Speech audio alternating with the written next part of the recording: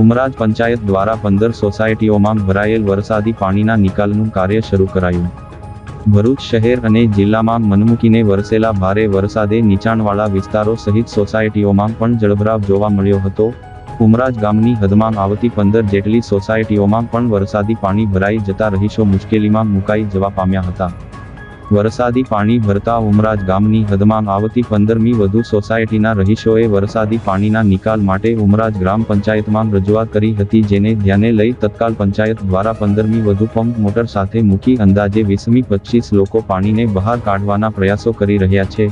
પાણીનો નિકાલ કર્યા બાદ સાફ સફાઈ અને દવાનો છંટકાવ કરવાનું હોવાનું ઉમરાજ ગ્રામ પંચાયતના સરપંચ રણજીત વસાવા અને ડેપ્યુટી સરપંચ ઈશ્વરભાઈ ચૌધરીએ જણાવ્યું હતું।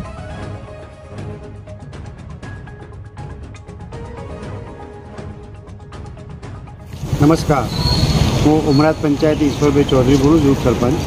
અત્યારે ભરૂચની અંદર જે 7 થી 8 ઇંચ વરસાદ આવ્યો એના કારણે અમારી લગભગ 17 સોસાયટીની અંદર પાણી ભરાઈ ગયેલા છે। એ ભૂખી ખાડી પૂર હોવાથી તો અમારા દીવાલ ભરાઈ ગયા હતા। અત્યારે 9 એક મશીન અને 25 માણસો કામ કર્યા, 9 મશીન મૂકી અને પાણી કાઢવાનું કામ ચાલુ છે।